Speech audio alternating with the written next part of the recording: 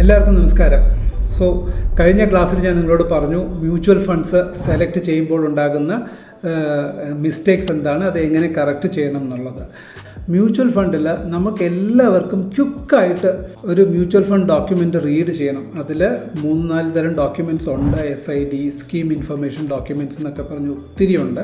നിങ്ങൾ അതിലേക്കൊന്നും പോകേണ്ട ആവശ്യം വരുന്നില്ല, റീഡ് ചെയ്യണം. ബട്ട് ഒരു ഫാസ്റ്റായിട്ട് നമ്മളൊരു മ്യൂച്വൽ ഫണ്ടിൻ്റെ ഒരു ടോട്ടൽ, ഇപ്പോൾ നമ്മൾ ഫണ്ടമെൻ്റൽ അനാലിസിസ് എന്നൊക്കെ പറയുന്ന പോലെ ക്വിക്കായിട്ട് നമുക്കൊരു അനാലിസിസ് നടത്തണമെങ്കിൽ നമ്മൾ എന്ത് ഡോക്യുമെൻ്റ് നമ്മൾ റീഡ് ചെയ്യണം? Fund fact sheet. എന്താണ്? നോട്ട് ചെയ്ത് വെച്ചോളൂ, തീർച്ചയായിട്ടും നിങ്ങൾക്കിത് ഉപകാരപ്പെടും. ഫണ്ട് ഫാക്ട് ഷീറ്റ് അത് നിങ്ങൾ ഏത് മ്യൂച്വൽ ഫണ്ടിൻ്റെ സ്കീമും നിങ്ങൾക്ക് ഗൂഗിളിൽ ചെയ്തിട്ട് ആ മ്യൂച്വൽ ഫണ്ടിൻ്റെ പേര് കൊടുത്തിട്ട് ഫണ്ട് ഫാക്ട് ഷീറ്റ് എന്ന് നിങ്ങൾ സെർച്ച് ചെയ്ത് കഴിഞ്ഞാൽ തീർച്ചയായിട്ടും അതിൻ്റെ fund fact sheet 100% free to ഡൗൺലോഡാണ്. പല പോർട്ടൽസിലും നമുക്കത് അവൈലബിളും ആണ്. ഓക്കെ, സോ നിങ്ങൾക്ക് ക്വിക്കായിട്ട് ഒരു ഫണ്ട്, ആ ഒരു പെർട്ടിക്കുലർ മ്യൂച്വൽ ഫണ്ട് ഏത് സ്കീമാണ്, ഏത് ബെഞ്ച് മാർക്കാണ് അത് ഫോളോ ചെയ്യുന്നത്, ഏതൊക്കെ സ്റ്റോക്സ് അതിനുള്ളിലുണ്ട്, അതിൻ്റെ പെർഫോമൻസ് എങ്ങനെയാണ്, എല്ലാ ഡീറ്റെയിൽസും നമുക്ക് വായിക്കാം. അത് എങ്ങനെ വായിക്കണം എന്നുള്ളത് 1 by 1 ആയിട്ട് ഞാൻ നിങ്ങൾക്ക് വളരെ പ്രിസൈസ് ആയിട്ട് ക്വിക്കായിട്ട് നിങ്ങൾക്ക് മനസ്സിലാക്കി തരാം. നിങ്ങളത് നോട്ട് ചെയ്ത് വെക്കുക. വെരി ഇമ്പോർട്ടൻറ്റ് ടോപ്പിക്കാണ്, ആരും മിസ് ചെയ്യരുത്. ക്വിക്കായിട്ട് നമുക്ക് വിഷയത്തിലേക്ക് കടക്കാം. Okay, let's begin. നോക്കൂ, ഇപ്പോൾ നിങ്ങളുടെ മുന്നിൽ കാണുന്നത് ഞാൻ ഡൗൺലോഡ് ചെയ്ത ഒരു ഫണ്ട് ഫാക്ട് ഷീറ്റ് തന്നെയാണ്. അത് ഞാൻ പറഞ്ഞില്ലേ, ഒത്തിരി പോർട്ടൽസ് നമുക്ക് അവൈലബിൾ ആണ്. നമ്മുടെ ധനിലൂടെ നിങ്ങൾക്ക് ഫണ്ട് ഫാക്ട് ഷീറ്റ് നമുക്ക് ഈസി ആയിട്ട് നമുക്ക് ആക്സസ് എടുക്കാൻ പറ്റും. കുറച്ചും കൂടെ ക്ലാരിറ്റി കിട്ടാൻ വേണ്ടിയിട്ടാണ് നിങ്ങൾക്ക് നമ്മളെപ്പോഴും ആക്സസ് ചെയ്യാൻ നിങ്ങൾക്ക് ധന് വഴി പറ്റിയില്ല എന്നുണ്ടെങ്കിൽ പോലും നിങ്ങൾക്ക് ഇത് ക്വിക്കായിട്ട് ചെയ്യണം എന്നുള്ളത് കൊണ്ട് തന്നെയാണ് ഞാൻ നിങ്ങൾക്കൊരു PDF ഡൗൺലോഡ് ചെയ്തത്. ഒന്ന് നിങ്ങൾക്ക് ഡീറ്റെയിൽ ആയിട്ട് മനസ്സിലാക്കി തരാനും 1-2 എണ്ണം നമുക്ക് ക്വിക്കായിട്ട് പിന്നീട് നമുക്ക് നോക്കി ചെയ്യാനും ഇതിലൂടെ നമുക്ക് ഈ വീഡിയോയിലൂടെ നമുക്ക് നോക്കാം. ഇനീഷ്യലി നമ്മളിപ്പോൾ എടുത്തേക്കുന്ന ഏതാണ് നോക്കൂ, ICICI Prudential mid cap fund. ഇതാണ് ഫണ്ടിൻ്റെ പേര്, മിഡ് ക്യാപ് ഫണ്ട്. അപ്പം തന്നെ നിങ്ങൾ മനസ്സിലാക്കുക, ഇതിൻ്റെ ആദ്യമായിട്ട് നിങ്ങൾ മനസ്സിലാക്കേണ്ട ഈ വാല് മിഡ് ക്യാപ് ഫണ്ട് എന്ന് വെച്ചാൽ എന്താണ്? ഈ ICICI Prudentialൻ്റെ ഒത്തിരി മ്യൂച്വൽ ഫണ്ടുണ്ട്. അതിൽ മിഡ് ക്യാപ്പ് സെഗ്മെൻറ്റിൽ ഇൻവെസ്റ്റ്മെൻറ്റ് നടത്തുന്ന ഫണ്ടിനെയാണ് ICICI Prudential mid cap fund. ഈ വാല് വച്ചിട്ട് തന്നെ പലതരത്തിലുള്ള ഫണ്ടിൻ്റെയും വാല് നോക്കിയാൽ നമുക്കറിയാൻ പറ്റും അത് ഏത് തരം ഫണ്ടാണെന്ന്. ഇതൊരു ഇമ്പോർട്ടൻറ്റ് പോയിൻ്റാണ്. ഫണ്ട് ഫാക്ട് ഷീറ്റ് എന്ന് പറയുന്നത് ക്വിക്കായിട്ട് മനസ്സിലാക്കാൻ പറ്റുന്നതാണ്. ഡീറ്റെയിൽഡ് റിപ്പോർട്ട്സ് വേറെ ഉണ്ട്, നിങ്ങൾ നോക്കി മനസ്സിലാക്കുക. ഇനീഷ്യലി ഇതിൻ്റെ ഒബ്ജക്റ്റീവ് എന്താണെന്ന് ഇവിടെ വ്യക്തമായിട്ട് കൊടുത്തിട്ടുണ്ടാകും. ആ ഒരു ഫണ്ട് എന്തിനാണ് നമ്മളെ കയ്യിൽ നിന്നും എമൗണ്ട് വാങ്ങിച്ചിട്ട് അത് എന്താണ് അതിൻ്റെ ഒബ്ജക്റ്റീവ് എന്നുള്ളത് ഡീറ്റെയിൽ ആയിട്ട് നിങ്ങൾക്ക് വായിക്കാനുള്ള ഒരു ചെറിയ സിമ്പിൾ ആയിട്ടുള്ള ഒരു പാരഗ്രാഫിൽ നിങ്ങൾക്ക് ഡീറ്റെയിൽ അറിയാൻ പറ്റും. ധാരാളം, നമുക്കത് മതി. അടുത്ത പോയിന്റ് നോക്കൂ, അത് എന്നാണ് ലോഞ്ച് ചെയ്തത്? ആ ലോഞ്ച് ഡേറ്റ് അവിടെ ഉണ്ടായിരിക്കും. 28 October 2024 2004 ലോഞ്ച് ചെയ്ത ഫണ്ടാണ്. കണ്ടോ, ഓൾമോസ്റ്റ് 22 years ആയിട്ട് ഈ ഫണ്ട് നിലനിൽക്കുന്നുണ്ടെന്ന് അർത്ഥം. സോ അത് കഴിഞ്ഞ് കോർപ്പസ് എന്ന് പറഞ്ഞാൽ എന്താണ്? ടോട്ടലായിട്ട് ഈ ഒരു ഫണ്ടിൻ്റെ പുറത്ത് ഇൻവെസ്റ്റ്മെൻറ്റ് നടത്തിയിരിക്കുന്ന ടോട്ടൽ എമൗണ്ട് എത്രയാണ്? 7,280 crores. അത് ഇമ്പോർട്ടൻ്റ് ആയിട്ട് നമ്മൾ മനസ്സിലാക്കുക. മാർക്കറ്റ് ക്യാപ്പ്, അതിനർത്ഥം നമ്മളിപ്പോൾ ഒരു സ്റ്റോക്കിൻ്റെ മാർക്കറ്റ് ക്യാപ്പ് എത്രയാണെന്ന് ചോദിച്ചു കഴിഞ്ഞാൽ അതിനൊരു മാർക്കറ്റ് ക്യാപ്പ് ഇല്ലേ? അതേമാതിരി ഇതിൻ്റെ ഈ മ്യൂച്വൽ ഫണ്ടിൻ്റെ മാർക്കറ്റ് ക്യാപ്പ് എത്രയാണ്? 7,280 crores. That's A difference. അത് കഴിഞ്ഞിട്ട് അടുത്ത് എന്താണ്? ബാക്കി നോർമൽ 52 week ഹൈ, കഴിഞ്ഞ ഒരു വർഷത്തെ അതിൻ്റെ ഹൈ എത്ര വരെ പോയി? 326 rupees NAV. ഈ 326 എന്ന് പറയുന്നത് എന്താണ്? Net asset value. ഞാൻ പറഞ്ഞുതരാം ഇതിൻ്റെ വില. ഇന്ന് നമ്മൾ ഈ ICICI അല്ലെങ്കിൽ ഞാൻ ഈ പറയുന്ന പേരും ഇവിടെ റെക്കമെൻഡേഷന് വേണ്ടി പറയുന്നതല്ല, എഡ്യൂക്കേഷണൽ പർപ്പസിന് വേണ്ടി മാത്രമാണ്. അത് സിൻസ് ഈ ഒരു ഫണ്ടിനെ പറ്റി പഠിക്കുന്നത് കൊണ്ട് ആ ഫണ്ടിൻ്റെ പേര് പറയുന്നു എന്നേ ഉള്ളൂ. നിങ്ങൾ അതുകൊണ്ട് അതിനെ റെക്കമെൻഡേഷനായിട്ട് ആരും കണക്കാക്കരുത്. Okay, so ICICI Prudential mid cap fund എന്ന് പറയുന്ന ഈ ഒരു ഫണ്ടിൻ്റെ ഇപ്പോൾ 52 week ഹൈ എന്ന് പറയുന്നത് എത്രയാണ്? 326 എന്ന് കാണിച്ചു. അതെന്താണ്? അതിൻ്റെ NAV ആണ്. നമ്മളിപ്പോൾ സ്റ്റോക്കിൻ്റെ വില, ഇന്നത്തെ വില 1,500 രൂപ എന്ന് പറഞ്ഞാൽ അതിനർത്ഥം എന്താണ്? അതിൻ്റെ സ്റ്റോക്ക് പ്രൈസ്. അതേമാതിരി 326 രൂപ എന്ന് പറഞ്ഞാൽ ഇന്നത്തെ വിലയല്ല, അതായത് ഒരു വർഷത്തിൽ ഇതിൻ്റെ വലിയ വില എന്ന് പറയുന്നത് 326 രൂപ വരെ ആയിരുന്നു. അതായത് 1 ഒരു യൂണിറ്റ് വാങ്ങുകയാണെങ്കിൽ നിങ്ങൾ ഈ ഒരു മ്യൂച്വൽ ഫണ്ടിൻ്റെ ഒരു യൂണിറ്റ് വാങ്ങുകയാണെങ്കിൽ നിങ്ങൾക്ക് 326 രൂപ കൊടുക്കേണ്ടി വന്നേനെ എന്നാണ് 12th February കഴിഞ്ഞ മാസത്തിലാണെങ്കിൽ നിങ്ങൾക്ക് ഇത് 326 രൂപ വരെ മുകളിലേക്ക് പോയി എന്നർത്ഥം. ഓക്കെ, കറണ്ട് NAV എത്രയാണ്? കറണ്ട് എന്ന് പറഞ്ഞാൽ ഇന്നത്തെ നിലയ്ക്ക് അതിൻ്റെ പ്രൈസ് എത്രയാണെന്ന് വെച്ചാൽ 301 രൂപ 91 പൈസ. ഓക്കെ, 301 രൂപ 91 പൈസ എന്നാണ്. ഇന്ന് March 18, ഇന്നലെയാണ് ഇതിൻ്റെ വില, ഇന്നലെ വരെയുള്ള വില. ഇന്നത്തെ വില എപ്പോഴാണ് കണക്കാക്കുക? ഇന്നത്തെ മാർക്കറ്റ് ക്ലോസ് ആകുമ്പോൾ മാത്രമേ നമുക്ക് ഇന്നത്തെ അതിൻ്റെ NAV അറിയാൻ പറ്റത്തുള്ളൂ. സോ NAV എന്ന് പറയുന്നത് എന്താണ്? NAV എപ്പോഴും ഓർത്ത് വെച്ചോളൂ, നെറ്റ് അസറ്റ് വാല്യൂ, സിമ്പിൾ. അത് ആ ഒരു പർട്ടിക്കുലർ മ്യൂച്വൽ ഫണ്ടിൻ്റെ ഒരു യൂണിറ്റിൻ്റെ വില, അതാണ് NAV എന്ന് ഉദ്ദേശിക്കുന്നത്. അടുത്ത 52 വീക്കിൽ എക്സിറ്റ് ലോഡ്. ഞാൻ കഴിഞ്ഞ ചാപ്റ്ററിൽ കഴിഞ്ഞ വീഡിയോ കാണാത്തവരുണ്ടെങ്കിൽ തീർച്ചയായിട്ടും ആ വീഡിയോ കണ്ടതിന് ശേഷം മാത്രമേ ഈ വീഡിയോ കാണാവൂ. ഈ വീഡിയോ എല്ലാവരും ലൈക്ക് ചെയ്യുക, ചാനൽ ഫോളോ ചെയ്യാത്തവർ ആരെങ്കിലും ഉണ്ടെങ്കിൽ സബ്സ്ക്രൈബ് ചെയ്യുക. ഓക്കെ, സോ എക്സിറ്റ് ലോഡ് എന്താണ്? 1% ഫോർ റിഡംഷൻ വിത്തിൻ 365 ഡേയ്സ്. അതായത് നിങ്ങൾ ഇന്ന് ഈ മ്യൂച്വൽ ഫണ്ടിൽ ജോയിൻ ചെയ്യുകയാണെങ്കിൽ ഇന്ന് മുതൽ 365 ദിവസം, അതായത് ഒരു വർഷത്തേക്ക് നിങ്ങൾക്ക് ഒരു വർഷത്തേക്ക് ലോക്കിംഗ് പീരീഡ് പുറത്തിറങ്ങാൻ പറ്റില്ല എന്നൊന്നുമല്ല. നിങ്ങൾ ഇന്ന് ഇൻവെസ്റ്റ് ചെയ്തു, അടുത്ത ഒരു മാസം കഴിഞ്ഞ് നിങ്ങൾക്ക് വിഡ്രോ ചെയ്യണമെങ്കിലും ഈസി ആയിട്ട് നിങ്ങൾക്ക് ഇതിൽ നിന്നും എക്സിറ്റ് ആകാം. ഒരു ദിവസം കഴിഞ്ഞിട്ട് വേണമെങ്കിലും നിങ്ങൾക്ക് എക്സിറ്റ് ആകാം, പ്രൊവൈഡഡ് ഒരു വർഷത്തിനുള്ളിൽ നിങ്ങൾ ഇൻവെസ്റ്റ് ചെയ്ത് ഒരു വർഷത്തിനുള്ളിൽ നിങ്ങൾ പുറത്തേക്ക് വരികയാണെങ്കിൽ നിങ്ങൾക്ക് എത്രയാ? 1% നിങ്ങളുടെ ഗ്രോത്തിൻ്റെ 1% എന്തുണ്ടാകും? എക്സിറ്റ് ലോഡ് ഉണ്ടായിരിക്കും. അതിന് മുകളിലാണെങ്കിൽ 0 ആണെന്നും മനസ്സിലാക്കുക. ഓക്കെ, അടുത്തത് എന്താണ്? Expense ratio. എക്സ്പെൻസ് റേഷ്യോ എന്ന് പറയുന്നത് എന്താണ്?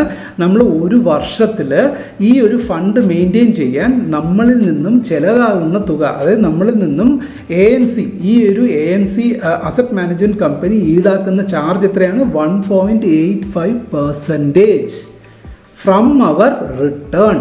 നമ്മുടെ റിട്ടേണിൽ നിന്നും നമുക്ക് 1.85% അവരെന്ത് ചെയ്യുന്നു? അവർ ചാർജ് പിടിക്കുന്നു. അടുത്തത് എന്താണ്? Taxation is equal to equity level kind of taxation. Equity level kind of taxation എന്ന് പറയുമ്പോൾ എന്താണ്? അത് നമ്മൾ ഇൻകം ടാക്സിലൊക്കെ പറഞ്ഞിട്ട് നമ്മൾ പഠിച്ചിട്ടുണ്ട്. എന്താണ്? Capital gain tax. അത് ആ രീതിയിലാണ് ടാക്സ് ഇത് വരുന്നത്, ക്യാപിറ്റൽ ഗെയിൻ ടാക്സ്. അതിപ്പോൾ 1 ഇയറിന് പുറത്താണെങ്കിൽ നമുക്ക് ലോങ് ടേം ക്യാപിറ്റൽ ഗെയിൻ, 1 ഇയറിന് ഉള്ളിലാണെങ്കിൽ ഷോർട്ട് ടേം ക്യാപിറ്റൽ ഗെയിൻ. അത് ഏതൊക്കെയാണോ ആപ്ലിക്കബിൾ അതേമാതിരി ആപ്ലിക്കബിൾ ആകും. അടുത്തതാണ് കാറ്റഗറി ഓഫ് ഫണ്ട്. ഇത് ഏത് ഫണ്ട് കാറ്റഗറിയിലാണ്? ഈക്വിറ്റി. ഇതാണ് ഇമ്പോർട്ടൻ്റ്. ഇക്വിറ്റി റിലേറ്റഡ് ആയിട്ടുള്ള ഇൻവെസ്റ്റ്മെൻ്റ് ആണ് ഈ മ്യൂച്വൽ ഫണ്ട് കോൺസെൻട്രേറ്റ് ചെയ്തിരിക്കുന്നത് എന്നർത്ഥം. ചിലത് ഡെപ്റ്റ് ഫണ്ട് ഉണ്ടാകും, ചിലത് എന്താ പറയുക ETF ഉണ്ടാകും, അതായത് കമ്മോഡിറ്റീസ് ഉണ്ടാകും, അങ്ങനെ പലതരത്തിലുള്ള ഫണ്ട്സ് ഉണ്ടാകും. സോ അതിൽ ഇത് ഏത് കാറ്റഗറിയാണ്? ഇത് ഈക്വിറ്റി ഫണ്ടാണ്. ഓക്കെ, അടുത്തത് ബെഞ്ച് മാർക്ക്. ബെഞ്ച് മാർക്കാണ് വെരി ഇമ്പോർട്ടൻറ്റ്. ബെഞ്ച് മാർക്ക് ഇത് എന്താ നോക്കൂ? NSEയിലെ Nifty mid cap 150. Mid cap എന്ന് പറയുന്ന index, Nifty mid cap index 150 stocks. ഇൻഡെക്സിലുള്ള 150 സ്റ്റോക്ക്. ഏത് 150ആണ്? മിഡ് ക്യാപ്പ് നിഫ്റ്റിയിലുള്ള 150 സ്റ്റോക്കിൻ്റെ ടോട്ടൽ റിട്ടേൺ ഇൻഡെക്സ്, അതാണ് TRI എന്ന് പറയുന്നത്. ഓക്കെ, സോ അപ്പോൾ സിമ്പിളായിട്ട് പറഞ്ഞത് എന്താണ്? ഈ പറയുന്ന പർട്ടിക്കുലർ ഫണ്ട് ഏത് ഇൻസ്ട്രുമെൻറ്റിനെ ഫോളോ ചെയ്യുന്നു? നിഫ്റ്റി 150നെ ഫോളോ ചെയ്യുന്നു. നിഫ്റ്റി 150യിലെ ഏത്? മിഡ് ക്യാപ്പ് 150നെ ഫോളോ ചെയ്യുന്നു. ലാർജ് ക്യാപ്പ് അല്ല, സ്മോൾ ക്യാപ്പ് അല്ല, മിഡ് ക്യാപ്പ് 150 എന്ന് പറഞ്ഞാൽ എല്ലാ മിഡ് ക്യാപ്പിലേക്ക് മാത്രം ഇൻവെസ്റ്റ്മെൻറ്റ് നടത്തുന്നു എന്നർത്ഥമല്ല. Majority of the fund goes to mid cap stocks. Okay, അടുത്തത് എന്താണ്? സ്കീം ടൈപ്പ് നോക്കൂ, ഓപ്പൺ എൻഡഡ് ആണ്. എപ്പോൾ വേണേലും നമുക്ക് എൻട്രി എക്സിറ്റ് നടത്താം എന്നുള്ളതാണ് ഇതിൻ്റെ പ്രത്യേകത.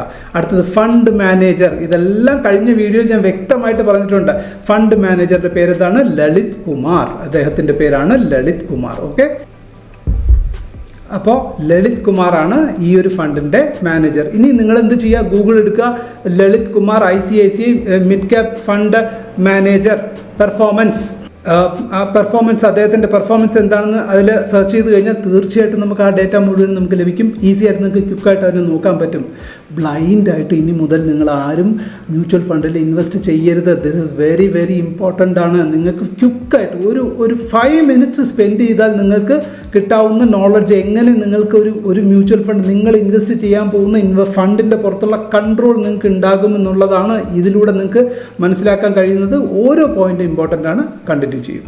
സോ അടുത്ത റേഷ്യോ നോക്കൂ, വോളറ്റിലിറ്റി മെഷേഴ്സ്.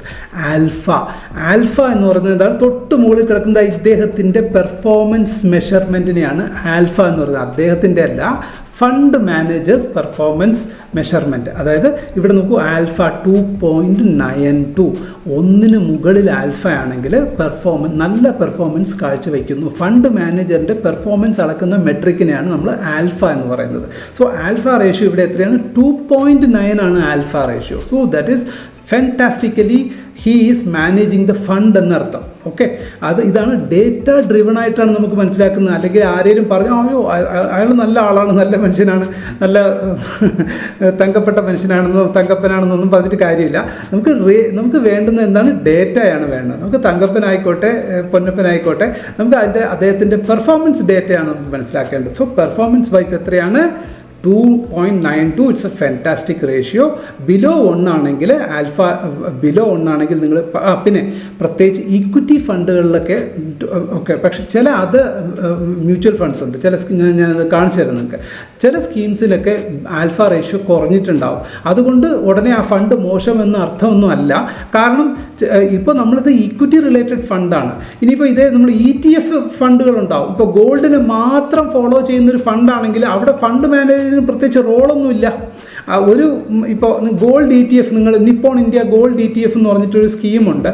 അതിൻ്റെ ഒരു മ്യൂച്വൽ ഫണ്ട് സ്കീമുണ്ട്, അല്ലെങ്കിൽ ETF. അപ്പോൾ ഈ മ്യൂച്വൽ ഫണ്ട് ഇപ്പോൾ ഒരു കമ്മോഡിറ്റി റിലേറ്റഡ് ആയിട്ടുള്ള മ്യൂച്വൽ ഫണ്ട് ആണെങ്കിൽ അത് ഫോളോ ചെയ്യുന്ന ബെഞ്ച് മാർക്ക് ഏതാണ്? അതൊരു പർട്ടിക്കുലർ കമ്മോഡിറ്റി മാത്രമാണ്. അത് ഒന്നിന് മാത്രമേ അതിനകത്ത് ഉള്ളൂ. അത്തരം ഇൻവെസ്റ്റ്മെൻറ്റിന് വരുമ്പോൾ ആൽഫ റേഷ്യോ കുറഞ്ഞിരിക്കാം, ചിലപ്പം കൂടിയിരിക്കാം. കുറഞ്ഞിരുന്നു കഴിഞ്ഞാൽ അതിനർത്ഥം ആ ഫണ്ട് മോശം എന്നല്ല. കാരണം അതിനെ സംബന്ധിച്ചിടത്തോളം പീരിയോഡിക്കലി ഏതൊക്കെ സ്റ്റോക്സ് മാറ്റണം, ഏതൊക്കെ വേണ്ടാന്ന് വെക്കണം, ഏതൊക്കെ വേണമെന്ന് വെക്കണം, ആഡ് ചെയ്യണം, എക്സിറ്റ് ചെയ്യണം എന്നൊന്നും ആവശ്യമില്ലല്ലോ. ഒരേ ഫണ്ടിനെ തന്നെ മാനേജ് ചെയ്ത് പോകുന്നതിനെ സംബന്ധിച്ചിടത്തോളം ഫണ്ട് മാനേജറിൻ്റെ പെർഫോമൻസ് കുറഞ്ഞിരിക്കാനും സാധ്യത കൂടുതൽ. അത് ഡിപ്പെൻഡ്സ് അപ്പോൺ ഫണ്ട് അനുസരിച്ച്. പ്രത്യേകിച്ച് നിങ്ങൾ mid cap, large cap, aggressive hybrid fund, small cap, ഇത്തരം മ്യൂച്വൽ ഫണ്ടുകളിലൊക്കെയാണ് നിങ്ങൾ ആൽഫ റേഷ്യോ വളരെ കീനായിട്ട് ശ്രദ്ധിക്കേണ്ട കാര്യം. സോ ആപേക്ഷികമായിട്ട് വേണം നിങ്ങൾ ഓരോന്നും മനസ്സിലാക്കാൻ. ഓക്കെ, സോ അടുത്ത റേഷ്യോ നോക്കൂ, ഷാർപ്പ് റേഷ്യോ. ഷാർപ്പ് റേഷ്യോ എന്ന് പറഞ്ഞാൽ എന്താണ്? നിങ്ങളുടെ റിസ്ക്, നിങ്ങൾ എത്ര റിസ്ക് എടുക്കുന്നുവോ അതിന് മുകളിൽ നിങ്ങൾക്ക് എത്ര റിട്ടേൺ കിട്ടുന്നു എന്നുള്ളതാണ്. അതായത് ഷാർപ്പ് റേഷ്യോ 1ന് മുകളിലിരുന്നാൽ ആ ഒരു ഫണ്ട് നല്ല പെർഫോമിംഗ് ഫണ്ടാണെന്ന് അർത്ഥം. ഇത് നോക്കൂ, 2004 തുടങ്ങിയ സ്കീമാണ്.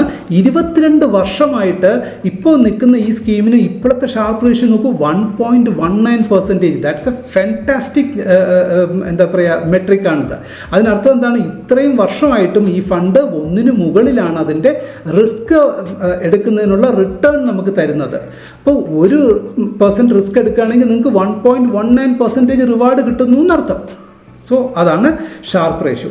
സ്റ്റാൻഡേർഡ് ഡീവിയേഷൻ നോക്കൂ, 15%. ഓൾവേസ് ഈക്വിറ്റി ഫണ്ടുകൾക്കെല്ലാം, ഒരുവിധപ്പെട്ട ഈക്വിറ്റി ഫണ്ട്സിനൊക്കെ സ്റ്റാൻഡേർഡ് ഡീവിയേഷൻ ലെവൽസ് എന്താ പറയുക, സ്റ്റാൻഡേർഡ് ഡീവിയേഷൻ കുറയും തോറുമാണ് നല്ലത്, കൂടും തോറും അതെന്താ പറയുക, സിമ്പിളായിട്ട് പറഞ്ഞു കഴിഞ്ഞാൽ കൺസിസ്റ്റൻസി ഇല്ലായ്മ എന്ന് പറയുന്നത്. അതായത് നിങ്ങളുടെ ഇപ്പോൾ നമ്മൾ ബെഞ്ച് മാർക്ക് ഇൻഡെക്സ് ഫോളോ ചെയ്ത് പോകുന്നു. ബെഞ്ച് മാർക്ക് ഇൻഡെക്സ് എന്ന് പറഞ്ഞാൽ ഇവിടെ ഏതാണ്? നിഫ്റ്റി മിഡ് ക്യാപ്പാണ്, 150. സോ നിഫ്റ്റി മിഡ് ക്യാപ്പ് 150യിലെ ബെഞ്ച് മാർക്കിന് അനുസൃതമായിട്ടുള്ള വലിയ ഡീവിയേഷൻസ് ഒന്നും വരുന്നില്ല എന്നുണ്ടെങ്കിൽ അത് എന്താ പറയുക, സ്റ്റാൻഡേർഡ് ഡീവിയേഷൻ കുറഞ്ഞിരിക്കും. ഹൈ ഡീവിയേഷൻ, അതായത് ഒരു പീരീഡിൽ ഒരുപാട് ഉയർച്ച വരിക, ഇനിയൊരു പീരീഡിൽ ഒരുപാട് താഴ്ച പോവുക. അപ്പോൾ അതിൻ്റെയൊക്കെ ആവറേജ് ഉയർച്ച താഴ്ചകളെ മനസ്സിലാക്കുന്നതാണ് സ്റ്റാൻഡേർഡ് ഡീവിയേഷൻ. ഇത് എത്രയാണ്? സ്റ്റാൻഡേർഡ് ഡീവിയേഷൻ 15 ആണ്. കമ്പാരിറ്റീവ്ലി ഗുഡാണ്. സ്റ്റാൻഡേർഡ് ഡീവിയേഷൻ കൂടും തോറും റിസ്ക് കൂടുതലാണ്, സ്റ്റാൻഡേർഡ് ഡീവിയേഷൻ കുറയും തോറും റിസ്ക് കുറവാണെന്ന് അർത്ഥം. അടുത്തത് മീൻ ഡീവിയേഷൻ. മീൻ എന്ന് പറഞ്ഞാൽ എന്താണ്? ടോട്ടൽ ആവറേജ് റിട്ടേൺ ഇത് എത്രയാണ്? 24.95% ആവറേജ് റിട്ടേൺ കൊടുക്കുന്നു എന്നർത്ഥം. ഇനി അടുത്ത് എന്താണ്? Beta value. ബീറ്റ വാല്യൂ എന്ന് പറഞ്ഞാൽ എന്താണ്? നമ്മുടെ ബെഞ്ച് മാർക്ക് ഇൻഡെക്സിനോട് ബീറ്റ വാല്യൂ എപ്പോഴും 1ന് താഴെ നിന്ന് കഴിഞ്ഞാൽ റിസ്ക് ലെവൽ കുറവാണെന്നും 1ന് മുകളിലാണെങ്കിൽ റിസ്ക് കൂടുതലാണെന്നും അർത്ഥം. അതാണ് ബീറ്റ വാല്യൂ. ബീറ്റ എന്ന് പറയുന്നത് നമ്മൾ ബെഞ്ച് മാർക്ക്, ഈ ഒരു പർട്ടിക്കുലർ ഫണ്ട് ഫോളോ ചെയ്യുന്നത് ഏത് ബെഞ്ച് മാർക്കാണ്? ഇപ്പോൾ ബീറ്റ വാല്യൂ 1 എന്ന് പറഞ്ഞ സ്റ്റോക്കിനെ സംബന്ധിച്ചിടത്തോളം നമ്മൾ പറയുകയാണ്. ഇപ്പോൾ DLF എന്ന് പറഞ്ഞ സ്റ്റോക്ക് ഉണ്ട്, നിങ്ങളൊന്ന് കയറി നോക്കിക്കഴിഞ്ഞാൽ ബീറ്റ വാല്യൂ കൂടുതലായിരിക്കും. അത് 1.2 ആണെന്നോ അല്ലെങ്കിൽ 1.3 ആണോ അല്ലെങ്കിൽ 1.5 ആണെന്ന് വെച്ചോളൂ. ഞാൻ ഒരു എക്സാമ്പിൾ പറയുന്നതാണ്. ഇപ്പോൾ 1.5 ആണ് നിഫ്റ്റിയെ കമ്പയർ ചെയ്തിട്ടുള്ള ബീറ്റ വാല്യൂ ആണെങ്കിൽ അതിൻ്റെ അർത്ഥം എന്താണ്? നിഫ്റ്റി 100 പോയിന്റ് മുകളിലേക്ക് പോവുകയാണെങ്കിൽ ഈ ഒരു പർട്ടിക്കുലർ സ്റ്റോക്കിൻ്റെത് 1.5 ആണ് ബീറ്റ വാല്യൂ എങ്കിൽ അത് നിഫ്റ്റി 100 പോയിന്റ് പോവുകയാണെങ്കിൽ ഈ സ്റ്റോക്ക് 150 പോയിന്റ് കയറും എന്നർത്ഥം. അതേമാതിരി ബീറ്റ വാല്യൂ 1 എന്നാൽ സ്റ്റോക്കിൻ്റെ ബീറ്റ വാല്യൂ 0.5 ആണെങ്കിൽ നിഫ്റ്റി 100 പോയിന്റ് മുകളിലേക്ക് പോയാൽ ഇത് 50 പോയിന്റ് മുകളിലേക്ക് കയറത്തുള്ളൂ എന്നർത്ഥം. പക്ഷേ ഇതിൻ്റെ ഒരു ഡീമെറിറ്റ് എന്താണ്? ബീറ്റ വാല്യൂ കൂടുന്തോറും എന്ത് സംഭവിക്കുന്നു? നിഫ്റ്റി 100 പോയിന്റ് താഴെ ഇറങ്ങുന്നു. ബീറ്റ വാല്യൂ 150 ആണെങ്കിലോ അതേമാതിരി 150 പോയിന്റ് താഴോട്ട് ഇറങ്ങും. സോ ബീറ്റ വാല്യൂ ഓൾവേസ് 1 അല്ലെങ്കിൽ 1നോട് ചേർന്ന് നിൽക്കുന്നത് എന്താണ്? സെയിം. നീ അങ്ങോട്ട് പോയാൽ ഞാനും അങ്ങോട്ട് പോകും എന്ന് പറയുന്ന പോലെ. സോ ബെഞ്ച് മാർക്ക് ഇവിടുത്തെ നിഫ്റ്റി മിഡ് ക്യാപ് 150 എന്ന് പറയുന്നത് ബെഞ്ച് മാർക്ക് ഇൻഡെക്സ്, അത് 1 പോയിന്റ് പോയാൽ ഇത് 0.95 പോയിന്റേ പോകത്തുള്ളൂ. ഇറങ്ങിയാലും അതേമാതിരി 0.95 പോയിന്റേ ഇറങ്ങത്തുള്ളൂ എന്ന് പറയുമ്പോൾ ഓൾമോസ്റ്റ് ഒരു ബാലൻസ്ഡ് ആണ്. അതായത് റിസ്ക് ലെവൽ കമ്പാരിറ്റീവ്ലി കുറവാണ്. അതായത് ഇക്വിറ്റി ഇൻസ്ട്രുമെൻറ്റ്സിലൊക്കെ റിസ്ക് വാല്യൂ ഉണ്ട്, എന്നാലും comparatively beta value it is maintaining nearly 1 means it is good. Okay, so ഇത് ഇമ്പോർട്ടൻ്റ്. അടുത്ത നോക്കൂ, കമ്പോസിഷൻ. അതായത് എന്താണ് ഈ പറയുന്ന ഫണ്ട് എങ്ങനെയൊക്കെ ഡിവൈഡ്. കാരണം നോക്കൂ എത്ര ഇമ്പോർട്ടൻ്റ് ആയിട്ട്, ഇതൊക്കെ നിങ്ങൾക്ക് എത്ര പേർക്ക് ഇതിന് മുന്നേ അറിയാം? മ്യൂച്വൽ ഫണ്ടിൽ ഇൻവെസ്റ്റ് ചെയ്തിട്ടുള്ള ഓരോരുത്തരും ഈ വീഡിയോ കാണുന്നവരുണ്ടെങ്കിൽ ഞാൻ ഈ പറയുന്ന ഡേറ്റാസ്, ഇതുവരെ പറഞ്ഞ ഡേറ്റാസ് നിങ്ങൾക്ക് ഇതിനു മുമ്പ് അറിയാമായിരുന്നുവോ? അല്ല ഇതൊക്കെ അറിഞ്ഞിട്ടായിരുന്നുവോ നിങ്ങൾ ഇൻവെസ്റ്റ് ചെയ്തത്? തീർച്ചയായിട്ടും നിങ്ങൾ കമൻറ്റ് ചെയ്യുക. ഓക്കെ, ഇമ്പോർട്ടൻ്റ് ആയിട്ട് കമൻറ്റ് ചെയ്യുക. നിങ്ങൾക്ക് അതാ ഇപ്പോഴാണോ നിങ്ങൾ ഇതൊക്കെ അറിയുന്നത് എന്നുള്ള കാര്യവും കമൻറ്റ് ചെയ്യുക. ഇതിന് അവസാനം വരെ കാണുകയും വേണം. എന്നിട്ട് നിങ്ങളുടെ ഈ വീഡിയോയിൽ നിന്ന് നിങ്ങൾക്ക് കിട്ടിയ ഇൻപുട്ട് എന്താണോ അത് തീർച്ചയായിട്ടും നിങ്ങൾ മെൻഷൻ ചെയ്യണം. Okay, please, that is my request. So composition നോക്കൂ. ഇക്വിറ്റി, അതായത് ഈ ടോട്ടൽ നമ്മൾ ഇൻവെസ്റ്റ് ചെയ്യുന്ന 1000 രൂപ ഈ ഒരു പർട്ടിക്കുലർ മ്യൂച്വൽ ഫണ്ടിൽ ഇൻവെസ്റ്റ് ചെയ്താൽ അതിൽ 1000 വേണ്ട 100 ആക്കാം. 100 രൂപ നമ്മൾ ഇൻവെസ്റ്റ്മെൻറ്റ് നടത്തിയാൽ അതിൽ 98 രൂപ 28 പൈസയും ഏതിൻ്റെ ഇതിലേക്കാണ് പോകുന്നത്? നേരെ ഈക്വിറ്റീസ് വാങ്ങാനാണ് അത് യൂസ് ചെയ്യപ്പെടുന്നത് എന്നർത്ഥം. ഓക്കെ, ബാലൻസ് നമുക്ക് ഡെപ്റ്റ് ഫണ്ട് ഉണ്ട്. അത് എന്തിനു വേണ്ടിയിട്ടാണ്? പേരിന് സെക്യൂരിറ്റിക്ക് വേണ്ടിയിട്ട് ഒരു 1.72% എവിടേക്ക് പോകുന്നു? ഡെപ്റ്റ് ഫണ്ടിലേക്ക് പോകുന്നു. അപ്പോൾ 98% എന്തിലേക്കാണ് പോകുന്നത്? ഇക്വിറ്റി റിലേറ്റഡ് ഫണ്ടിലേക്കാണ് പോകുന്നത്. ഓക്കെ, അടുത്തത് ഗോൾഡിൽ ഇൻവെസ്റ്റ്മെൻ്റ് ഉണ്ടോ? ഇല്ല. ഈ ഗ്ലോബൽ ഈക്വിറ്റീസിൽ വല്ല ഇൻവെസ്റ്റ്മെൻ്റ് ഉണ്ടോ? ഇല്ല.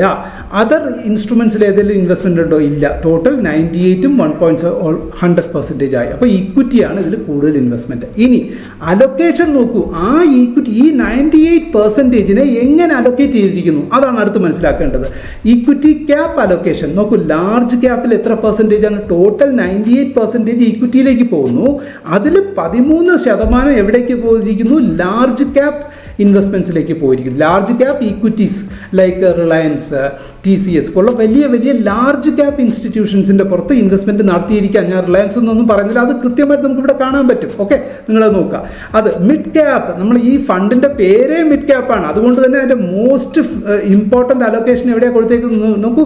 ഏതാണ്ട് 70% എവിടെയാണ് കൊടുത്തേക്കുന്നത്? മിഡ് ക്യാപ്പ് സ്റ്റോക്കുകളിലാണ്, മിഡ് ക്യാപ്പ് സെഗ്മെൻറ്റിലാണ് ഇൻവെസ്റ്റ്മെൻറ്റ് നടത്തിയിരിക്കുന്നത്. സ്മോൾ ക്യാപ്പിലും ഉണ്ട് ഒരു 15%. സോ ഡൈവേഴ്സിഫൈഡ് ആണ്, അതിലും എക്സ്ട്രാ ഡൈവേഴ്സിഫൈഡ് ആണ്. മിഡ് ക്യാപ്പ് എന്ന് പറയുന്നത് 150 സ്റ്റോക്സിനുള്ളിൽ നിന്ന് തന്നെയാണ് 70% സ്റ്റോക്സ് എമൗണ്ടും ഈ 150 സ്റ്റോക്സിനുള്ളിലാണ് പോകുന്നത്. എന്നാൽ വീണ്ടും 1 സ്റ്റെപ്പ് കയറിയിട്ട് അത് ലാർജ് ക്യാപ്പിൽ ഒരു 13%, സ്മോൾ ക്യാപ്പിൽ ഒരു 15% കൊടുത്തിട്ടുണ്ട് അലൊക്കേഷൻ. ഇനി മനസ്സിലാക്കേണ്ടതാണ് ഇതിൻ്റെ റിസ്കോമീറ്റർ. സ്കീമിൻ്റെ റിസ്ക് എത്രയുണ്ട്? വെരി ഹൈ റിസ്ക് ആണ്. സോ വെരി ഹൈ റിസ്ക് എടുക്കുമ്പോൾ വെരി ഹൈ റിവാർഡും നമുക്ക് ലഭിക്കണം. അതിനുവേണ്ടി എന്ത് ചെയ്യണം? ഇത് തീർച്ചയായിട്ടും ഇത്തരം ഫണ്ട് ആർക്കാണ് യൂസ് ആകുന്നത്? ഒരിക്കലും 1 വർഷത്തേക്കോ 2 വർഷത്തേക്കോ ഉള്ള ഇൻവെസ്റ്റ്മെൻറ്റിന് ഒരു കാരണവശാലും ഇത്തരം ഫണ്ടുകൾ യൂസ് ചെയ്യാൻ പാടില്ല. നിങ്ങൾ ഓരോ ലോങ് പീരീഡ്, ഒരു 10 വർഷം 15 വർഷമൊക്കെയാണ് നിങ്ങൾ ഇൻവെസ്റ്റ്മെൻറ്റ് ആഗ്രഹിക്കുന്നെങ്കിൽ തീർച്ചയായിട്ടും ഇത്തരം ഫണ്ടുകൾ വേണം നിങ്ങൾ ചൂസ് ചെയ്യാൻ. കാരണം ലോങ് ടേം ക്യാപിറ്റലിന് നമുക്ക് അപ്രിസിയേഷൻ ലഭിക്കണമെങ്കിൽ നമ്മൾ ഇക്വിറ്റീസിലൂടെ മാത്രമേ നമുക്ക് നേടാൻ സാധിക്കത്തുള്ളൂ. അത് വേറെ ഏത് ഇൻസ്ട്രുമെൻ്റ് ആണെങ്കിലും, നിങ്ങൾ ബാങ്കിൽ ഫിക്സഡ് ഡെപ്പോസിറ്റ് ഇട്ടോളൂ, അല്ലെങ്കിൽ വേറെ എന്ത് ഇൻവെസ്റ്റ്മെൻറ്റിനേക്കാളും ഏറ്റവും നല്ല ക്യാപിറ്റൽ അപ്രിസിയേഷന് വേണ്ടിയിട്ട് ഇക്വിറ്റി ഇൻവെസ്റ്റ്മെൻറ്റ്സ് ആണ് നല്ലത്. അതും ലോങ് ടേമിൽ. ഞാൻ എടുത്തു പറയാൻ കാരണം മാർക്കറ്റ് ഫ്ലക്ച്വേഷൻസ് ഇതാ ഇപ്പോൾ തന്നെ സംഭവിക്കുന്ന വാർ അത് ഇതെന്നൊക്കെ പറഞ്ഞ് എന്തൊക്കെ തന്നെ സംഭവിച്ചാലും മാർക്കറ്റിനൊരു ഇടിവുണ്ടാകുമെങ്കിൽ തിരിച്ചതിനൊരു കയറ്റവും ഉണ്ടായിരിക്കും. പക്ഷേ അതിൻ്റെ പീരിയഡ്സ് ഇങ്ങനെ മാറി വരും. അബദ്ധവശാൽ എന്തുകൊണ്ടാണ് ഞാൻ ഈ പറഞ്ഞത് 1 വർഷത്തേക്കോ 2 വർഷത്തേക്കോ 3 വർഷത്തേക്കോ നിങ്ങൾ ഇത്തരം ഫണ്ടുകൾ ഇൻവെസ്റ്റ് ചെയ്യരുതെന്ന് പറഞ്ഞാൽ ഒരിക്കലൊരു മാർക്കറ്റ് കറക്ഷൻ ഉണ്ടായിക്കഴിഞ്ഞാൽ ചിലപ്പോൾ 2, 3, 4 വർഷമൊക്കെ ആ കറക്ഷൻ അങ്ങനെ ഫോളോ ചെയ്യും. അപ്പോൾ നിങ്ങൾക്ക് മ്യൂച്വൽ ഫണ്ടിൻ്റെ പുറത്തുള്ള ഒരു വിശ്വാസം നഷ്ടപ്പെട്ടു പോകും. പക്ഷേ ശരിക്കും എന്താ സംഭവിക്കുക, നിങ്ങളതൊരു 10 വർഷത്തേക്കാണെങ്കിൽ നിങ്ങൾ അതിനെപ്പറ്റി ബോധേഡാകേണ്ട കാര്യമില്ല. അത് നാച്ചുറലി എത്രത്തോളം ഇറങ്ങുമോ അതിൻ്റെ 4 ഇരട്ടി അത് തിരിച്ച് കയറുകയും ചെയ്യും ഓവർ എ ലോങ് പീരിയഡ്. അതുകൊണ്ടാണ് ഷോർട്ട് ടേം ഇൻവെസ്റ്റ്മെൻറ്റ്സിനൊന്നും നിങ്ങൾ ഇത്തരം ഫണ്ട് ഉപയോഗിക്കാൻ പാടില്ല. Long term minimum more than 5 years and above ആണെങ്കിൽ മാത്രം നിങ്ങൾ ഇക്വിറ്റി റിലേറ്റഡ് ആയിട്ടുള്ള അതും ഹൈ റിസ്ക് ഫണ്ടുകൾ യൂസ് ചെയ്യാൻ പാടുള്ളൂ. അടുത്ത പോയിന്റ് നോക്കൂ. ഇനി സെക്ടർ അലോക്കേഷൻ. ഈ ഫണ്ട് നമ്മൾ കണ്ടു, ഇവിടെ നോക്കൂ, ഇക്വിറ്റി അലോക്കേഷൻ ഇത്രയും കൊടുത്തിട്ടുണ്ട്. 13%, large cap, mid cap 70%, small cap 15%. ഇനി അതിനെ തന്നെ ഏതൊക്കെ സെക്ടറിൽ അലോക്കേറ്റ് നോക്കൂ, എത്ര ഡീറ്റെയിൽ ആയിട്ട് നിങ്ങൾക്ക് മനസ്സിലാക്കാൻ പറ്റുന്നുണ്ട്. ഈ പറയുന്ന ഇക്വിറ്റീസിനെ എങ്ങനെയൊക്കെ industrial products, banking, automobile, ferrous metals, electricals, retail, chemical, metal, fertilizers, finance, consumer durables, telecom, technology, agriculture, construction, textiles, cash, software, pharma, service sector. കണ്ടോ, ഇത്രയും സെക്ടേഴ്സിൽ കൃത്യമായ അലോക്കേഷൻ. അതാണ് ആൽഫയുടെ പ്രത്യേകത. അപ്പോൾ ആ ഫണ്ട് മാനേജർ എത്ര പ്രോപ്പർ അലോക്കേഷൻ കൊടുത്തിരിക്കുന്നു, അതിന് വേണ്ടുന്ന എത്ര സ്ട്രെയിൻ എടുക്കുന്നു, അതുകൊണ്ട് തന്നെ ഇതിൻ്റെ എക്സ്പെൻസ് റേഷ്യോ കൂടുന്നു, ആൽഫ ബെറ്റർ ആകുന്നു. ഇത്രയും പോയിന്റ്സ് നമ്മൾ കോറിലേറ്റ് ചെയ്ത് വായിക്കണം. ഓക്കെ, ഇനി അടുത്ത് വരാൻ പോകുന്നത് നോക്കൂ. ഈ ഫണ്ടുകൾ ഈ പറഞ്ഞ സെക്ടറിൽ തന്നെ ഏതൊക്കെ സ്റ്റോക്സിൽ ഇൻവെസ്റ്റ് ചെയ്തിരിക്കുന്നു, അതാണ് അടുത്ത പോയിന്റ്. നോക്കൂ, അതിവിടെ ഡീറ്റെയിൽഡ് ആയിട്ട് 2 കോളമായിട്ട് കൊടുത്തിട്ടുണ്ട്. നോക്കൂ, instrument type, sector, rating. Instrument type, sector. നോക്കൂ, ഇവിടെ നോക്കിക്കഴിഞ്ഞാൽ Jindal, APL, MCX, Apar Industries, Muthoot Finance, BSE, stainless steel, Vedanta, Bharat Forge, Bharat ഹെക്സി. സോ നിങ്ങൾക്ക് തന്നെ ഇത് നോക്കി ഓരോ സ്റ്റോക്ക്, ഇനി നിങ്ങൾക്ക് ഡീറ്റെയിൽ ആയിട്ട് പഠിക്കണോ, ഓരോ സ്റ്റോക്ക് എടുക്കുക, ഇതിൻ്റെ ഫണ്ടമെൻ്റൽ അനാലിസിസ് നിങ്ങൾക്കൊന്ന് ജസ്റ്റ് ഗൂഗിളിൽ നോക്കുക, എങ്ങനെയുണ്ട് സ്റ്റോക്ക്, അതിൻ്റെ എത്ര % ആണ് അലൊക്കേഷൻ നടത്തിയിരിക്കുന്നത്. ഇത്ര ഡീറ്റെയിൽഡ് ആയിട്ട് നമുക്ക് സിമ്പിൾ ഒറ്റ ഫാക്ട് ഷീറ്റിലൂടെ നമുക്ക് ലഭ്യമാണ്. സോ ഇത്തരം ഇൻഫർമേഷൻ ഇതെങ്കിലും നിങ്ങൾ ഒരു അരമണിക്കൂർ നിങ്ങളുടെ ജീവിതത്തിലേക്കുള്ള നിങ്ങളുടെ ഇൻവെസ്റ്റ്മെൻറ്റ് നടത്തുന്ന ഫണ്ടിൻ്റെ പറ്റിയിട്ട് മിനിമം നോളജ് നിങ്ങൾക്ക് വേണം. ഇനിയും തീർന്നില്ല, അടുത്തത് കംസ് ടു ഇത് ഞാൻ ഏതൊക്കെ കണ്ടു, ഇക്വിറ്റി, ഏത് അലൊക്കേഷൻ, ഏതിലൊക്കെയാണ് പോയിരിക്കുന്നത്, ഏത് സെക്ടറിൽ പോയിരിക്കുന്നു, ഏതൊക്കെ സ്റ്റോക്കിൽ ആസ് പെർ ഡേറ്റ് ഇവിടെ കൊടുത്തിട്ടുണ്ട്. 28th February 2026 വരെയുള്ള ഇതിൽ ഈ സമയത്ത് അറ്റ് പ്രസൻറ്റ്. അപ്പോൾ ഇപ്പോൾ കറൻ്റ്ലി ഇത്രയും സ്റ്റോക്സ് ആണ് ഈ പറയുന്ന ഈ മ്യൂച്വൽ ഫണ്ട് ഹോൾഡ് ചെയ്യുന്നതെന്ന് അർത്ഥം. Okay, so next two point എന്ന് പറയുന്നത് ട്രെയിലിംഗ് റിട്ടേൺ. കഴിഞ്ഞ 1 മാസത്തെ നമുക്കറിയാം. ഇപ്പോൾ നിങ്ങൾ ഷെയർ മാർക്കറ്റിലൊക്കെ ഉള്ള വ്യക്തികളാണെങ്കിൽ കഴിഞ്ഞ 1-2 മാസമായിട്ട് മാർക്കറ്റിന് എന്താ സംഭവിക്കുന്നത്, പലതരത്തിലുള്ള നമ്മുടെ അമേരിക്കൻ പ്രസിഡൻറ്റിൻ്റെ ടെക്നിക്കൽ അനാലിസിസ് അല്ല, ട്രംപ് അനാലിസിസ് ആണെന്ന് പലപ്പോഴും കളിയാക്കി പറയാറുണ്ട് പലരും. അതേമാതിരി മാർക്കറ്റൊക്കെ ആകെ പ്രതിസന്ധിയിൽ നിൽക്കുന്ന കാലഘട്ടത്തിൽ പോലും ബെഞ്ച് മാർക്ക് ഇൻഡെക്സ് നോക്കൂ 6%. അതായത് Nifty mid cap index, Nifty mid cap 150 6.9% താഴെ പോയി. പക്ഷേ ഈ ഫണ്ട് നോക്കൂ -5.3 പോയിട്ടുള്ളൂ. അതിന് മുന്നേത്തെ മാസം 6% വീണ്ടും താഴെ പോയി. പക്ഷേ ഈ ഫണ്ട് നോക്കൂ വെറും 1%, 1.5% താഴെ പോയിട്ടുള്ളൂ. അതിന് 6 മാസം മുന്നേ ഇത് 6% ബെഞ്ച് മാർക്ക് താഴെ പോയി. പക്ഷേ ഫണ്ട് എത്ര പോയി, വെറും 0.76% പോയിട്ടുള്ളൂ. കഴിഞ്ഞ 1 വർഷം നോക്കൂ 13% bench mark index, Nifty mid cap 150 മുകളിലേക്ക് കയറി. എത്ര %? 13%. പക്ഷെ നമ്മുടെ ഈ ഫണ്ട് കൊടുത്തിരിക്കുന്നത് നോക്കൂ 23% ഫണ്ട് റിട്ടേൺ ആണ് കൊടുത്തേക്കുന്നത്. അതാ ഞാൻ പറഞ്ഞില്ലേ, അത് എന്തോ ഷാർപ്പ് റേഷ്യോ എത്രയാ, 1:1.19%. റൈറ്റ്. സോ ഇത്തരത്തിൽ വേണം നമ്മൾ കമ്പാരിസൺ. 2 ഇയേഴ്സിൽ എത്രയാ, ബെഞ്ച് മാർക്കിനേക്കാൾ ഔട്ട് പെർഫോം ചെയ്തിരിക്കുന്നു ഫണ്ട്.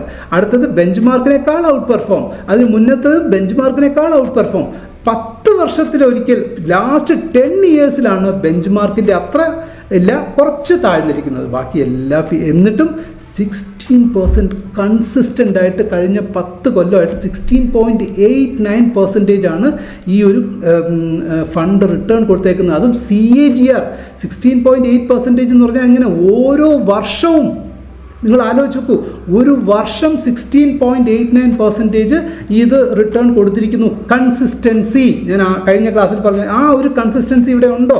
ബെഞ്ച് മാർക്കിനെ കമ്പയർ ചെയ്ത് നോക്കൂ, ബെഞ്ച് മാർക്ക് 18% കൊടുത്തു, ഇത് 16.89% കൊടുത്തിരിക്കുന്നു. ഇറ്റ്സ് എ ഫാന്റാസ്റ്റിക് എന്താ പറയുക ഇൻസ്ട്രുമെൻറ്റ് എന്ന് നിങ്ങൾക്ക് ഇതിന് ഞാൻ ഒരിക്കലും ഇതൊരു പ്രൊപ്പഗേറ്ററായിട്ടല്ല, ഞാൻ നിങ്ങൾക്ക് എങ്ങനെ റീഡ് ചെയ്യണം എന്നുള്ളതിൻ്റെ സ്റ്റെപ്പ് ബൈ സ്റ്റെപ്പ് പ്രോസസ്സ് പറഞ്ഞു തരികയാണ്. ഇതുപോലും മനസ്സിലാക്കാതെ നിങ്ങൾ ഇൻവെസ്റ്റ്മെൻറ്റിലേക്ക് പോകരുത്, ദയവ് ചെയ്ത് പോകരുത്. Okay, so then calendar year, then ഇതൊക്കെ നമ്മൾ 2026 ഇപ്പോഴത്തെ അവസ്ഥ എന്താ? ആകെ ജസ്റ്റ് 3 months ആയിട്ടേ ഉള്ളൂ.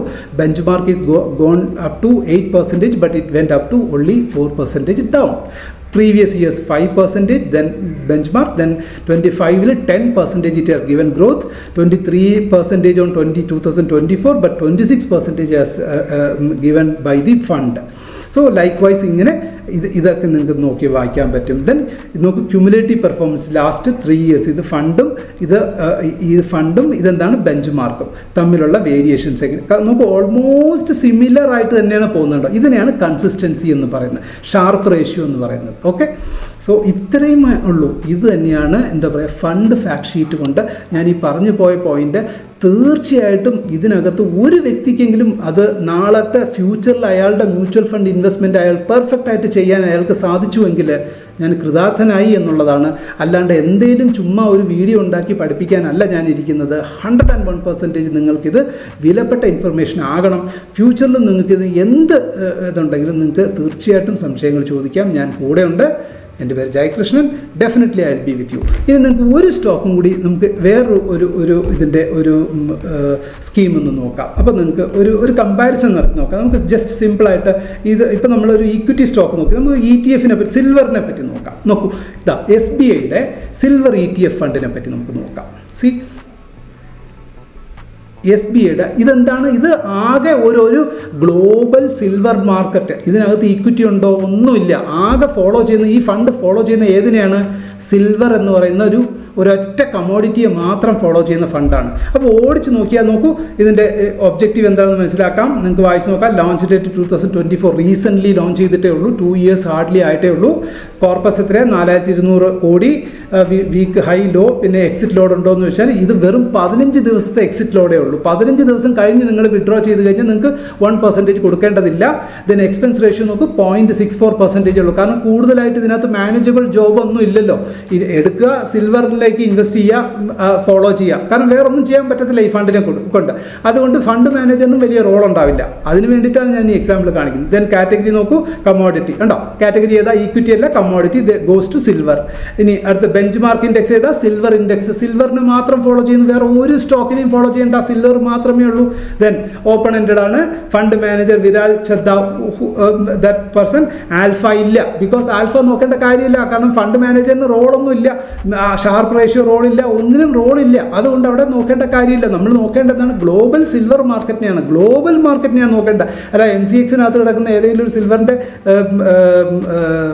ഫ്യൂച്ചേഴ്സ് വാല്യൂ അല്ല നോക്കേണ്ടത്. ഗ്ലോബൽ സിൽവർ മാർക്കറ്റ്, ഗ്ലോബലിൽ ഡോളർ ബേസിസിൽ എന്ത് വില കൂടുന്നുണ്ടോ കുറയുന്നു. നോക്ക്, കഴിഞ്ഞ 2 മാസം മുന്നേ, 1.5 മാസം മുന്നേ ഹയസ്റ്റ് പീക്കിൽ പോയി തിരിച്ച് ലോവസ്റ്റ് വന്ന് വീണ്ടും ഒരു മോഡറേറ്റ് ലെവലിൽ നിൽക്കുന്നുണ്ടോ?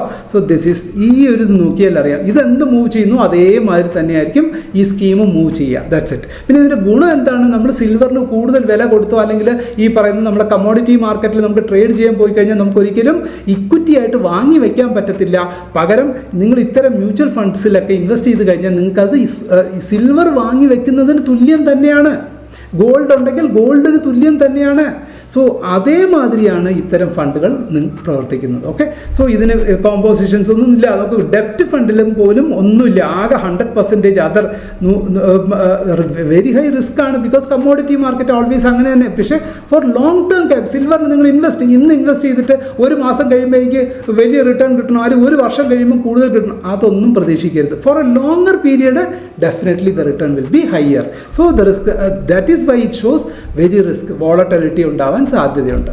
So then it comes to sector allocation. പിന്നെ വേറെ സെക്ടറൊന്നും ഇല്ല, അതുകൊണ്ട് ബ്ലാങ്ക് ആയിരിക്കുന്നു അല്ലേ. കാരണം പല ഇക്വിറ്റി ആണെങ്കിൽ മാത്രമേ ഡിഫറെൻറ്റ് സെക്ടേഴ്സ് ആവശ്യം. ആകെ ഒരു സിൽവർ നമുക്ക് സെക്ടർ ഏതാണ്? സിൽവർ. നെറ്റ് അസറ്റ് 100% സിൽവറിൽ തന്നെയാണ്. പിന്നെ ഇത് അഡീഷണലി ഇത് ട്രപ്സ് എന്ന് പറയുന്ന RBIയുടെ ഫണ്ടിലേക്ക് നിക്ഷേപിച്ചിട്ടുണ്ട് 0.53% for safety purpose. That's it. അത് ആരുടെ കയ്യിൽ നിന്നാണ്? സ്പോൺസർ നിക്ഷേപിച്ചിരിക്കുകയാണ്, നമ്മുടെ കയ്യിൽ നിന്നുള്ള ഇൻവെസ്റ്റ്മെൻ്റ് അല്ല. കാരണം 100.04% ആണ് കേട്ടോ, നമ്മുടെ കയ്യിൽ നിന്നുള്ള ഇൻവെസ്റ്റ്മെൻ്റ് അല്ല. സ്പോൺസർ അത് സേഫ്റ്റിക്ക് വേണ്ടിയിട്ട് RBIയിലേക്ക് ഇൻവെസ്റ്റ്മെൻറ്റ് നടത്തിയിട്ടുണ്ട്.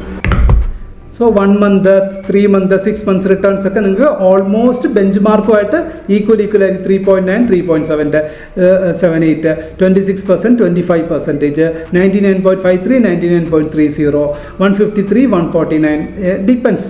സ്ലൈറ്റ് വേരിയേഷൻസ് മാത്രമേ ഉണ്ടാകത്തുള്ളൂ. ഓൾമോസ്റ്റ് ബെഞ്ച് മാർക്കുമായിട്ട് ഈക്വൽ ആയിരിക്കും, ഗ്രാഫും ഈക്വൽ ആയിരിക്കും.